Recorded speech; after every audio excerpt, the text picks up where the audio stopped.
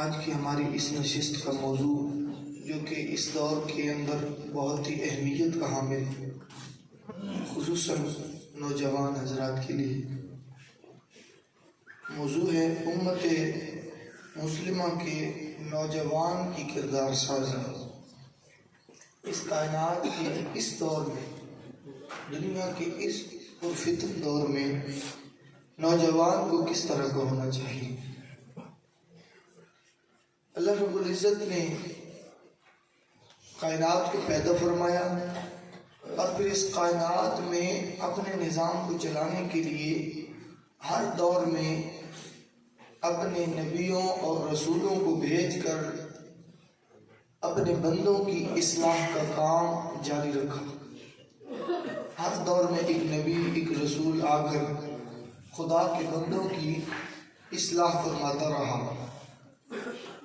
اور پھر اللہ رب العزت نے جب اپنے حبیب محمد مصطفیٰ صلی اللہ علیہ وسلم کو پیدا فرمایا، آپ علیہ السلام کو جب اس کائنات میں مبعوث فرمایا اور ایک امت عطا کی، تو آپ علیہ السلام کے تصدق اور توسل سے پھر امت محمدی کو، کریم آقا صلی اللہ علیہ وآلہ وسلم کی امت کو پھر اللہ رب العزت نے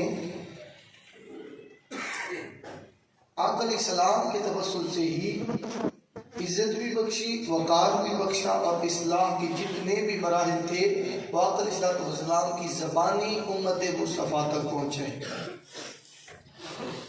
اور پھر رب نے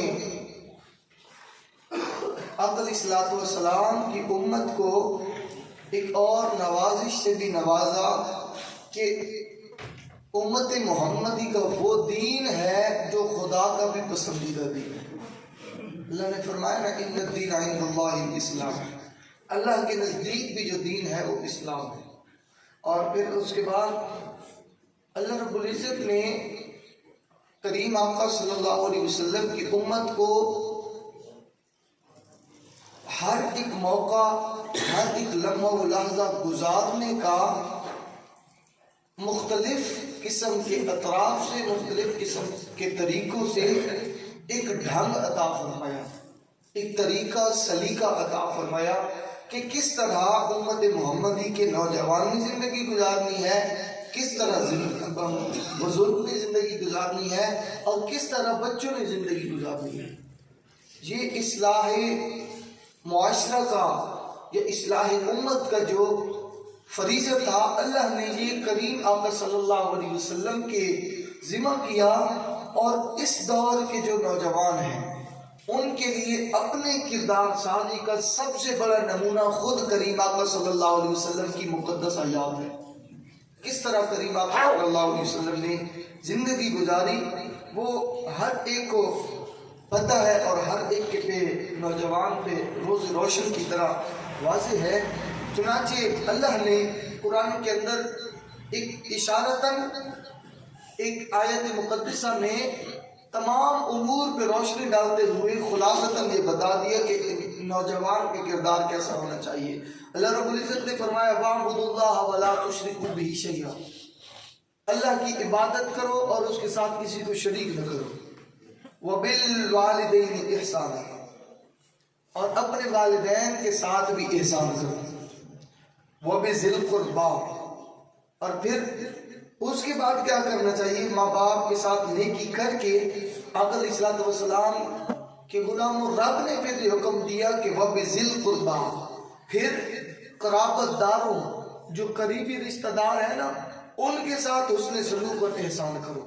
پھر کیا کرنا ہے اس کے بعد، وَالْيَتَامَىٰ، اور یتیموں کا بھی خیال رکھنا ہے، وَالْمَسَاکِینِ، اور مسکینوں کا بھی خیال رکھنا ہے، وَالْجَارِ ذِي الْقُرْبَىٰ، اور پھر اس کے بعد جب یہ کام کر لے تو پھر کیا کریں، پڑوسیوں کا خیال رکھیں، وَالْجَارِ الْجُنُبِ، اور پھر کیا کریں اس کے بعد اجنبی پڑوسی اگر ہونا، قرابت والے پڑوسی اور اجنبی پڑوسی ان کا بھی خیال رکھیں، وَالصَّاحِبِ بِالْجَنبِ، اور پھر اس کے بعد مجلس کے ساتھی، وَابْنِ السَّبِيلِ، اور اس کے بعد مسافر کے ساتھ بھی حسن سلوک کرو، وَمَا مَلَكَتْ أَيْمَانُكُمْ، اور وہ دور تھا نا تو اس دور کے متعلق تھا کہ یہ جو تمہاری غلام ہوتے ہیں نا، باندیاں ہوں، یہ تمہارے غلام ہوں، ان کے ساتھ بھی اس نے سلوک کرو۔ اور پھر آگے یہ حقیقت بھی بتا دی، خلاصہ بھی سمجھا دیا، ان اللہ لا يحب من کان مختالا فخورا۔ اور اگر یہ نہیں کرو گے نا تو یاد رکھو اللہ دوست نہیں رکھتا کسی مغرور اور تکبر کرنے والے کو۔ یہ جتنے بھی یہاں پہ امور، جتنی بھی ٹاپک رکھے گئے ہیں یہاں اس آیت مقدسہ میں، تو خلاصتاً کائنات کا دار و مدار اور زندگی کا دار و مدار انہی چیزوں پر ہوتا ہے۔ والدین کی عزت و تقریب، پڑوسیوں کی عزت و تقریب، اپنے عزیز و اقربا، اپنے خاندان والوں کی، اپنے رشتہ داروں کی عزت و تقریب کرنا، اور اجنبی پڑوسیوں کی عزت و تقریب۔ ایک تو وہ ہے نا جو ساری زندگی گزار رہا ہے، اس کی طرف انگلی کی تو منہ توڑ دیتا ہے، کیونکہ وہ ہمیشہ ساتھ رہنے والا ہے، وہ جانتا ہے تو کتنے پانی میں ہے۔ اور ایک وہ ہوتا ہے کہ جو اجنبی آ جاتا ہے، وہ چند دنوں کے لیے آیا ہے، وہ کسی کو نہیں جانتا ہے، اس میں بھی ظلم و ستم، یہ سب کچھ ستم نہ کی جائے، یہ اپنی جوانی کا جو روب دھاپ ہے وہ کسی پہ نہ جھاڑا جائے، اور یتیموں اور مسکینوں کو اپنی جوانی اور اپنی بدماشی کا نشانہ نہ بنایا جائے۔ اور پھر اس کے بعد رب فرماتا ہے کہ اگر کسی پہ تمہیں ملکیت حاصل ہو جائے نا، باندی لونڈی اگر کسی کے پاس ہو یا کسی کے پاس غلام ہو کام کرنے والا، تو اس میں بھی روب دھاپ نہیں ہونا چاہیے۔ اور اگر ایسا نہیں کرو گے تو پھر یاد رکھو ان اللہ لا يحب من کان مختالا فخورا، اللہ کسی کو بھی محبوب نہیں رکھتا جو تکبر کرتے ہیں، غرور کرتے ہیں۔ تو نوجوان نسل یہ حقیقت میں تو ملک و ملت کے مستقبل کا جو ہے ایک پیش قیمت سرمایہ ہے، ایک بیش قیمت سرمایہ ہے، اور یہ ایسا سرمایہ ہے کہ جس پر ملک و ملت کی ترقی و تنزلی موقوف ہے، یہی مستقبل ہے۔ انہی ہمارے نوجوانوں میں سے ہی کسی نے مستقبل کا پولیٹیشین کا سربراہ بننا ہے، کسی نے مستقبل کا تجارت کا سربراہ بننا ہے، کسی نے معاشی و معاشرتی افعال کو سنبھالنا ہے، مختلف قسم کی ڈیوٹیاں، تو یہ نوجوان ہی سرمایہ ہوا کرتا ہے۔ تو اسی نوجوان کی تصحیح جو ہے یہ اگر ہو جائے تو مستقبل کا جو ہے وہ ہمارا مستقبل جو ہے وہ روشن ہو سکتا ہے اسی ہمارے نوجوانوں کی تربیت سے۔ اور یاد رکھیں جب تک ملت کے افراد کے ہاتھوں میں، وہ فرما گئے نا افراد کے ہاتھوں میں ہے اقوام کی تقدیر، وہ بابا جی بھی یہ قلندر لاہوری بھی یہی سبق دے گئے ہیں اپنے شاہینوں کو، جو ان کے شاہین ہیں نا انہیں وہ یہ سبق دے گئے کہ افراد کے ہاتھوں میں اقوام کی تقدیر، ہر فرد ہے ملت کے مقدر کا ستارہ، ہر فرد ہے ملت کے مقدر کا ستارہ۔ یہ جو ہر بندہ بیٹھے ہیں نا، یہ جو نوجوان بیٹھے ہیں یہ ملت کے مقدر کا ستارہ ہے، لیکن جو نوجوان ہو، نوجوان کی بھی کچھ خاصیات ہوتی ہیں۔ ہر بندہ یہ وہ نوجوان نہیں ہوتا جو بڑے بڑے جسامت لے کر اور بالکل پوری آب و تاب کے ساتھ اپنی پوری جوش جوانی یا اپنی توانائیوں کے ساتھ بڑھ چڑھ کے وہ بالکل دیوار کی طرح سینہ لے کر، وہ نوجوان نہیں ہوتا ہے۔ نوجوان چھوٹا بھی ہو، قد میں چھوٹا ہو، جسامت میں چھوٹا ہو، لیکن اس کے اندر اللہ رب العزت اگر غیرت ایمانی رکھ دے تو وہ بڑے بڑوں سے بڑا ہو جاتا ہے۔ یہ نوجوان اس کی نوجوانی کیا خاک کہ اذان صبح کی ہو رہی اور اسے بستر سے نکلنا دشوار ہو جائے، وہ کون سا جوان ہے؟ جوانی تو یہ ہے نا کہ جب اللہ بلائے اور بستر کو پھینک دے، جہاں نفس تیری مانوں رب مجھے بلا رہا ہے، یہ جوانی ہے۔ جب نماز کا ٹائم ہو گیا ہے، جمعے کا ٹائم ہو گیا ہے، کوئی محفل پاک ہے، کوئی کریم آقا صلی اللہ علیہ وسلم کی ذکر و اذکار کی محفل ہے، تو اپنا سب کچھ چھوڑ چھاڑ کر خدا کی راہ میں چلنے والا وہ جوان ہے۔ وہ کون سا جوان ہے کہ جو کبھی دنگل ہو یا کبڈی کا میدان ہو یا کرکٹ ہو، ان میدانوں میں جو حصہ لے وہ نوجوان نہیں ہوتے ہیں، وہ اندر سے کھوکھلے ہوتے ہیں، کیونکہ جو حقیقی قوت ہے وہ رب نے ایمان کے اندر رکھی ہے، اور ایمان کامل ہوتا ہے تو جوان بھی کامل ہو جاتا ہے۔ اور پھر آقا علیہ الصلوۃ والسلام کی اگر حدیث پاک سے ہم سبق لیں تو حضور سید الانبیاء صلی اللہ علیہ وسلم نے ارشاد فرمایا روز قیامت آدمی کے قدم اس وقت تک اپنی جگہ سے حرکت نہیں کر سکیں گے جب تک وہ 5 سوالوں کے جواب نہ دے دے۔ یہ اگر کسی کے ذہن میں ہو تو یہ حدیث پاک پہلے بھی گزر چکی ہے دروس میں، اس وقت تک قدم آگے نہیں قدم آگے نہیں چلا سکے گا جب تک 5 سوالوں کے جواب نہ دے دے. پہلا سوال یہ ہوگا کہ عمر کہاں بسر کی تھی، اور دوسرا سوال یہ ہوگا کہ جوانی کن کاموں میں گزاری تھی، جوانی کن کاموں میں گزاری تھی، اور پھر مال کہاں سے کمایا تھا، تیسرا سوال، اور پھر اسے کما کر خرچ کہاں کیا تھا، یہ چوتھا سوال ہوگا. اور پھر یہ ہوگا 5واں سوال کہ جو علم تیرے پاس تھا، علم تیرے پاس تھا اس پہ عمل کتنا کیا تھا. اب نماز کے احکامات کا کس کو نہیں پتا کہ فرض ہے؟ ہر کسی کو پتہ ہے نا نماز فرض ہے، ہر کسی کو پتہ ہے نا روزہ فرض ہے. تو جب بندہ دیکھتا ہے کہ کتنا عمل ہو رہا ہے تو قیامت کے روز ان سب چیزوں کا سوال کیا جائے گا. اور آقا علیہ السلام کی ایک اور حدیث پاک بھی پہلے گزر چکی ہے. کریم آقا صلی اللہ علیہ وسلم نے ایک اور موقع پہ ارشاد فرمایا کہ 5 چیزوں سے پہلے غنیمت لو. ان میں سے ایک چیز یہ بھی ہے کہ جوانی کو بڑھاپے سے پہلے غنیمت لو. جوانی زندگی میں ایک ہی بار ملتی ہے، اور وہ جوانی اگر لاکھ و لاکھ میں گزر جائے تو پھر بڑھاپے کی عبادت اللہ کو اتنی محبوب نہیں ہے جتنی جوانی کی ہے. آج کل تو جوان کو اگر نیک کام کے لیے دعوت دی جائے تو وہ گلے پڑنے کے لیے تیار ہوتا ہے، اور جب پھر بڑھاپا آ جاتا ہے تو وہ ذوق عبادت بھی نہیں رہتا ہے، شوق عبادت رہ جاتا ہے، ذوق عبادت نہیں رہتا ہے. شوق ہوتا ہے بندہ عبادت کرے کیونکہ سب کچھ پھر ہاتھوں سے نکل چکا ہوتا ہے. اب پچھتائے گا جب چگ گئی چڑیاں کھیت، وہ پھر وہی مسئلہ بن جاتا ہے. بہرحال وہ مالک ہے، وہ 100 قتل کرنے والوں کو بھی صرف جانے کی وجہ سے، ایک اچھوں کی صحبت میں جانے کی وجہ سے معاف فرما سکتا ہے. تو ہمارے بزرگ شب و روز ایک کر کے عبادت میں لگے ہوتے ہیں، اللہ ضرور انہیں بھی اجر و ثواب عطا فرمائے گا، یہ بات نہیں ہے.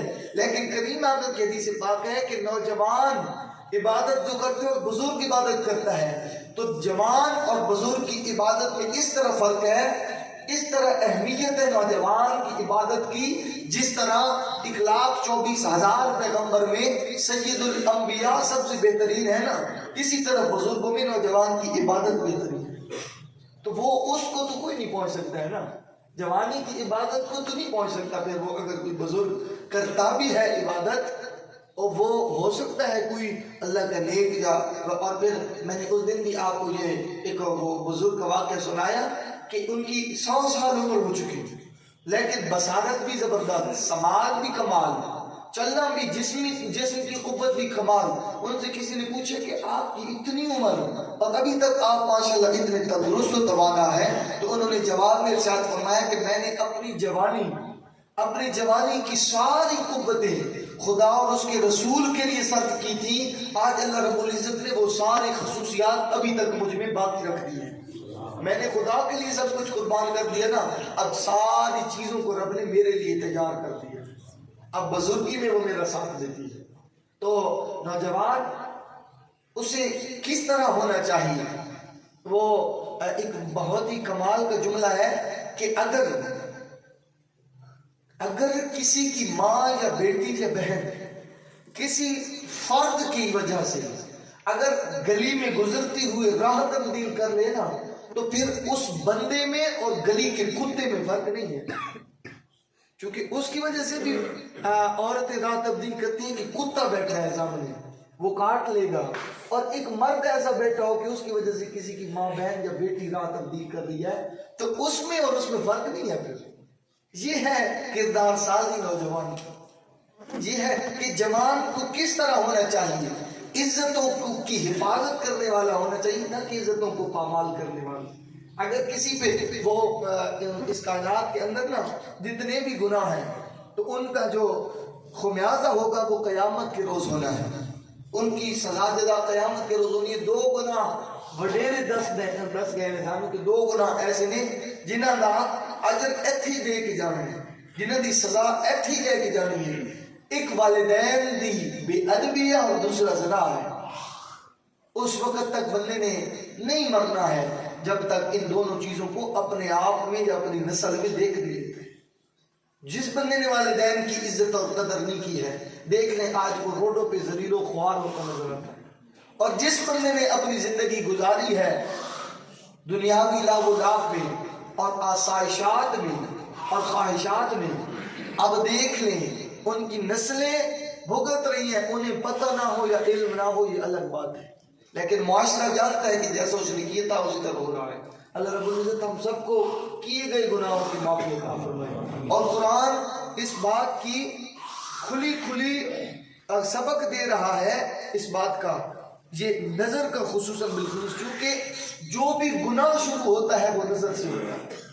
अगर किसी चीज को देखा, उसका ख्याल नजर ही से दिल में आया, दिल से फिर दिमाग में पहुंचा, और फिर दिमाग सोच सोच कर उसे सरंजाम देने का एक बंदे को एक फिक्र देता है, एक रास्ता देता है कि किस तरह उसे उस गुनाह को सरंजाम देगा।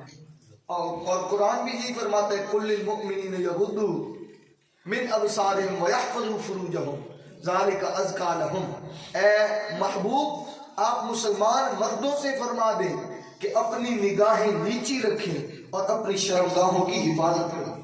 ये कुरान फरमा रहा है, ये कुरान का सबक है, और फिर यही निगाह है, और औरतों के लिए भी ये सबक है, वकुल्लिल मुमिनाति यगदुदना मिन अबसारिहिन्ना व यहफज़ना फुरूजहुन्ना। और ईमान वाली औरतों को भी फरमा दें कि वो अपनी निगाहें नीची रखें और अपनी इफ़्फ़त की हिफाजत करें। कुरान तो हर बात, हर लम्हा और लहज़ा कुरान तो समझा रहा है, समझने वाला कोई हो। बहुत ही अजीम वाक़या, सहाबा किराम अलैहिमुर्रिदवान से एक दफ़ा हुज़ूर अकरम सल्लल्लाहु अलैहि वसल्लम ने फरमाया कि रास्तों पर बैठने से परहेज करो। तो सहाबा किराम अलैहिमुर्रिदवान ने अपने बैठने की मजबूरी पेश कर दी है।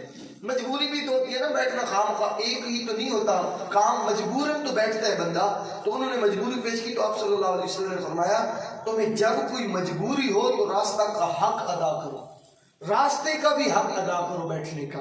तो सहाबा किराम अलैहिमुर्रिदवान ने अर्ज किया, रास्ते का क्या हक है? तो करीम आका सल्लल्लाहु अलैहि वसल्लम ने फरमाया, निगाह नीची रखना, अज़ियत का रद्द करना, सलाम का जवाब देना, और भली बात का हुक्म देना और बुरी बात से मना करना, ये रास्ते पे बैठने का हक है।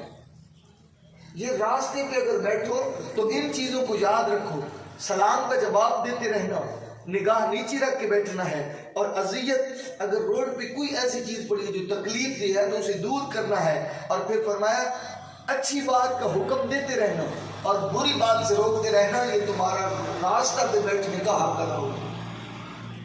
और फिर ये निगाह सारे ही जितने भी अफ़आले गलीज़ा हैं वो निगाह से शुरू होती है।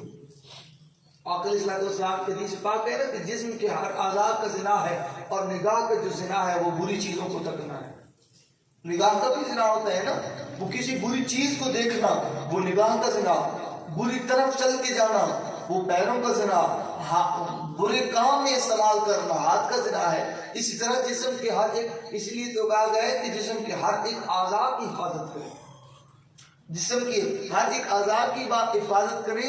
क़यामत के रोज हर आज़ा गवाही देगा कि मेरे अल्लाह, उसने मुझे इस काम में इस्तेमाल किया था, मुझे इस ज़ुबान आक़िल इस्लाम की कई एक हदीस पाक है कि लोगों की अक्सर हलाकत जो है वो ज़ुबान की वजह से होती है। और कमा क़ाल नबी सल्लल्लाहु अलैहि वसल्लम, क्योंकि यही ज़ुबान है जो अच्छाई की तरफ भी ले जाती है, और यही ज़ुबान है जो अक्सर बुराइयों का भी मूजिब बन जाती है, वो यही ज़ुबान है। और फिर आक़िल इस्लाम की हदीस पाक, आक़िल इस्लाम ने इरशाद फरमाया कि क़यामत के रोज़ ये ऐसा एक सिस्टम बन जाएगा कि एलानिया तौर पर गुनाह करने वालों के सिवा मेरी सारी उम्मत को माफ़ी मिल जाएगी। आजकल तो ये भी दौर है ना कि अगर किसी की गीबत भी, किसी का गिल्ला कर रहे हैं तो कहते हैं, जाओ बता दो उसे, मैं देख लूंगा वो क्या कर लेगा मेरे। जाओ, तुझे एक गुनाह करके फिर उस पर डट जाना है ना, चोरी अगर की है और जाओ उसे बता दे, जो उसने जो करना है मेरा कर ले। तो ये गुनाह एक करना, फिर ऊपर डट जाना है। और एक गुनाह ऐसा है, अब रोजा नहीं रखा, या 3-4 दोस्त मिल के हम नहीं रख रहे, क्या है रोजा, फिर रख लेंगे, आइंदा साल रख लेंगे आकर। तो ये एलानिया गुनाह है, और कम तर समझ के गुनाह को किया जा रहा है, गुनाह को कम तर समझ के। और बारहा दफा मैं ये अर्ज करता रहता हूँ कि अल्लाह के हबीब ने फरमाया कि क़यामत के रोज वही गुनाह कबूल नहीं होगा, वही गुनाह मुआफ नहीं होगा وہ گناہ اس کی معافی نہیں ملے گی جسے ہلکا سمجھ کے کیا جائے گا۔ اللہ رب العزت فرمائے گا کہ تجھے میرے خوف کا ڈر تو نہیں تھا، تو نے یہی سمجھا تھا کہ بس گناہ ہے کر لوں گا کیا ہوگا۔ تو یہ اس دور کے نوجوان کو یہ بھی اللہ کا فرمان یاد رکھنا چاہیے کہ اللہ رب العزت نے واضح طور پہ فرما دیا وَلَا تَقْرَبُوا الزِّنَا إِنَّهُ كَانَ فَاحِشًا، زنا کے قریب نہ جاؤ، بے شک یہ فحاشی عمل ہے۔ اور یہ اب ہمیں سمجھنا چاہیے، اور خصوصاً بالخصوص اس دور کی میں تو کہتا ہوں جو ہماری نوجوان نسلوں کو کہ بگاڑ کی جو وجہ ہے وہ یہ بھی ہے کہ والدین کی ان کی توجہ میں ہٹ درمی، والدین کی اپنی اولاد کے بارے میں توجہ میں ہٹ درمی، یہ ہماری اولادوں کو ہلاکت کی طرف لے کے جاتی ہے۔ پتہ ہی نہیں ہے ہماری اولادیں کیا کر رہی ہیں، کس کے ساتھ چل رہی ہیں، ان کے اوقات کے افعال کیا ہیں، مختلف اوقات میں ان کی مصروفیات کیا ہیں۔ اور وہ ایک ہوتا ہے نا بندے کو سمجھانے پہ حیات ہے، اور ایک ہوتا ہے تنی حیا، اندر کا جو حیا ہوتا ہے۔ تو پھر یہ مختلف قسم کی شخصیات ہوا کرتی ہیں، کئی ایسے ہوتے ہیں جو اشارہ پہ سمجھتے ہیں، اشارہ کو سمجھ کر زندگی گزارتے ہیں، اور کئی ایسے ہوتے ہیں جنہیں سمجھا بندہ تھک جاتا ہے۔ اولادیں کوئی ایسی بھی نافرمان بھی ہو جاتی ہیں جنہیں بندہ سمجھا تھک جاتا ہے، تو وہ کسی نے کہا ہے کہ کھٹکھٹاتے رہو، چونکہ کھٹکھٹاتے رہنے سے کبھی نہ کبھی تو دروازہ کھل ہی جاتا ہے۔ تو ہمارا کام ہے جو بڑے احباب ہیں یا جو بزرگ ہیں ان کا کام ہے سمجھاتے رہنا۔ یہ نہیں ہے کہ اگر ایک دفعہ کسی کو دعوت دی اور وہ ہٹ درمی کر گیا، اور یہ نوجوانی اور یہ ایام شباب ان میں تو اچھی چیز بھی بری لگا کرتی ہے۔ بزرگوں کو بھی اس بات کو سمجھنا چاہیے کہ مایوسی کے عالم میں نہ گھس جایا کریں، مایوس نہ ہو جایا کریں۔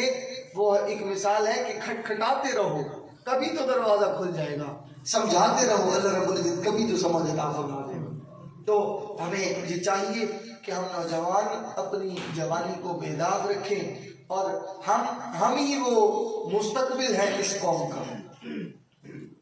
لیکن جس طرح کا اب سسٹم چل رہا ہے، ہمارے نوجوانوں کے جو حالات ہیں الامان والحفیظ، تو میرے خیال میں جو حال چل رہا ہے اس سے مستقبل اور بدترین ہوگا۔ یہ جو حاضر موقع کے ہیں، اس علاقہ کے ہر ایک فرد، ہر ایک بچے تک یہ پیغام پہنچ چکا ہے، ہر ایک لحاظ سے، نماز کے لحاظ سے، روزہ کے لحاظ سے، خلوص کے، اخلاق محبت کے لحاظ سے، دینی امور کے لحاظ سے۔ اور اگر رزلٹ نہیں مل رہا تو پھر مستقبل کا احاطہ تو کیا جا سکتا ہے نا ذہنی طور پہ کہ ہمارا مستقبل کیا ہونا ہے۔ اللہ رب العزت ہم سب کو ان عظیم باتوں کو سمجھنے کی توفیق عطا فرمائے، اور اس وقت سے بچائے کہ جب یہ کہنا پڑے اب پچھتائے کیا۔ اللہ رب العزت ہمیں اب موقع ہے، اس موقع میں فائدہ اٹھانے کی اور اپنے آپ کو سنوارنے کی توفیق عطا فرمائے۔